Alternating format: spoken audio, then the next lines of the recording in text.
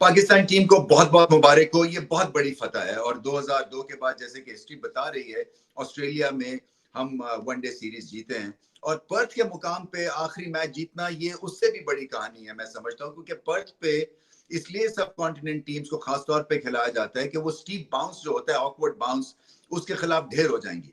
और ना सिर्फ बल्लेबाज ढेर होते हैं बल्कि बॉलर्स भी जो है वो सही लेंथ पे बॉल नहीं कर सकते हैं। फास्ट बॉलर्स की मैं खास तौर पे बात कर रहा हूँ, क्योंकि वो जब बाउंस देखते हैं तो शॉर्ट बॉलिंग शुरू कर देते हैं। और ऑस्ट्रेलियन जो बल्लेबाज है वो कट भी अच्छा खेलते हैं, पुल भी अच्छा खेलते हैं।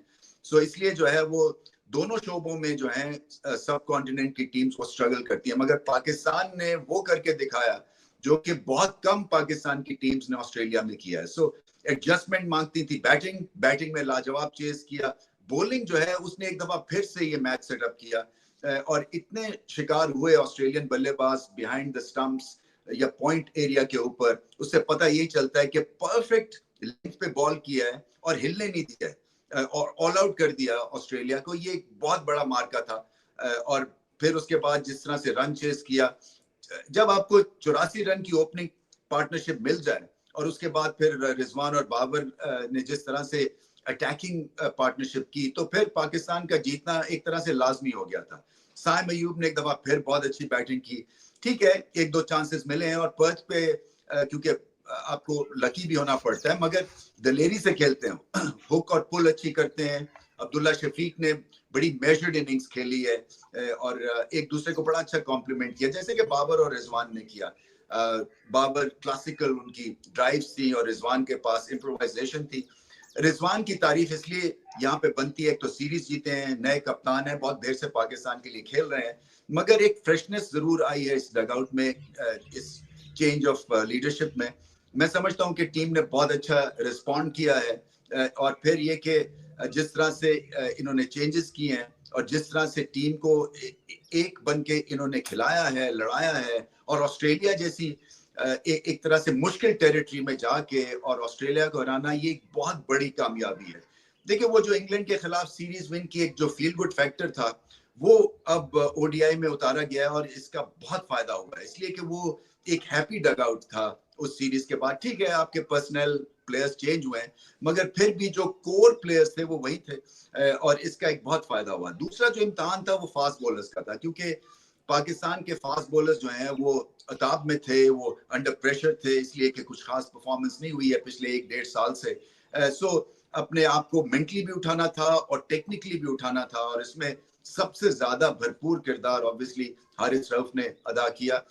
इसके अलावा भी आई थिंक अगर बाकी के भी आप परफॉर्मेंसेस देखें बॉलर्स की, वो भी आउटस्टैंडिंग थी। यानी कि अपने आप को उठाया। शाहीन शाह अफरीदी के लिए बड़ी इंपॉर्टेंट सीरीज थी, वसीम शाह के लिए बड़ी इंपॉर्टेंट सीरीज थी, क्योंकि फिर से अपने आप को प्रूव करना तो ये आसान नहीं होता है। सो ना सिर्फ पाकिस्तान को सीरीज जितवाई बल्कि फैंस के दिल भी दोबारा जीते हैं।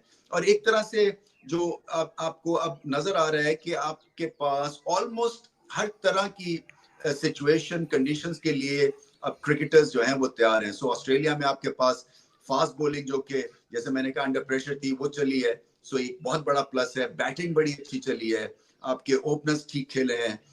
बाबर आजम का सॉर्ट ऑफ फॉर्म में वापस आना एक बहुत बड़ा प्लस है पाकिस्तान के लिए। नया लीडर है, पाकिस्तान की फील्डिंग ठीक ठाक है, एक नई एनर्जी है और पता यही चलता है कि देखिए ना, कोर बात यही है कि कोच जो है वो आए या जाए, मैं समझता हूँ कि जो क्रिकेट है ना, इसमें लीडरशिप सिर्फ काम करती है। सो क्योंकि लीडरशिप की तरफ प्लेयर्स देखते हैं, और अगर आपका लीडर ऑनेस्ट है और हार्ड वर्किंग है और वेल मीनिंग है और टैलेंट को परखता है, सही प्लेयर्स को खिलाता है, उसको चांस देता है, तो फिर कोच की एक तरह से सेकेंडरी पोजीशन हो जाती है। हम कोचिंग को बहुत ज्यादा इंपॉर्टेंस देते हैं। मेरी किताब में, मैं ओल्ड स्कूल हूँ, मेरी किताब में जो है वो हमेशा से लीडर इंपॉर्टेंट है, और क्रिकेट में यही चीज बताई जाती है। बार बार ये पॉइंट प्रूव होता है कि लीडरशिप से टीम्स बनती है, ना कि कोचेस से।